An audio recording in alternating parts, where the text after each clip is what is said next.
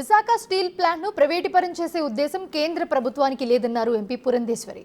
Steel plant కు ఖచ్చితంగా లాభాల్లోకి తీసుకొస్తామని కేంద్ర మంత్రి చెప్పినట్లుగా గుర్తు చేశారు. త్వరలోనే రైల్వే జోన్ పట్టాలెక్కబోతుందని స్పష్టం చేశారు. కేంద్ర నిధులను గత ప్రభుత్వం పక్కదారి పట్టించిందని ఆరోపించారు పురంధేశ్వరి.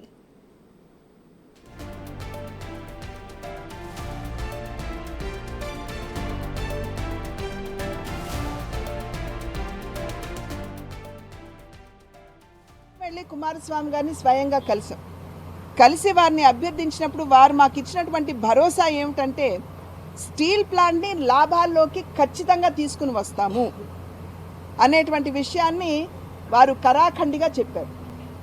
అదేవిధంగా రైల్వే జోన్ ఇంతకు ముందు ఉన్నటువంటి ప్రభుత్వం ఇచ్చినటువంటి భూమి ఏదైతే కేటాయించారో రైల్వే జోన్ నిర్మాణానికి అనువైనటువంటి ప్రాంతం కాదు.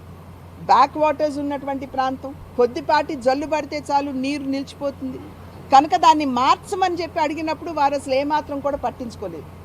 కానీ ఎప్పుడైతే రాష్ట్రంలో కూడా ఎన్డీఏ కూటమి అధికారంలోకి వచ్చిందో వెంటనే దానికి భూమిని వాళ్ళ కేటాయిస్తున్నారు.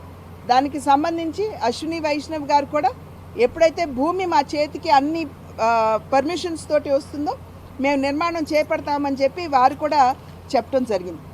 మేము ముగ్గురం వెళ్ళి కుమారస్వామి గారిని స్వయంగా కలిసి వారిని అభ్యర్థించినప్పుడు వారు మాకు ఇచ్చినటువంటి భరోసా ఏమిటంటే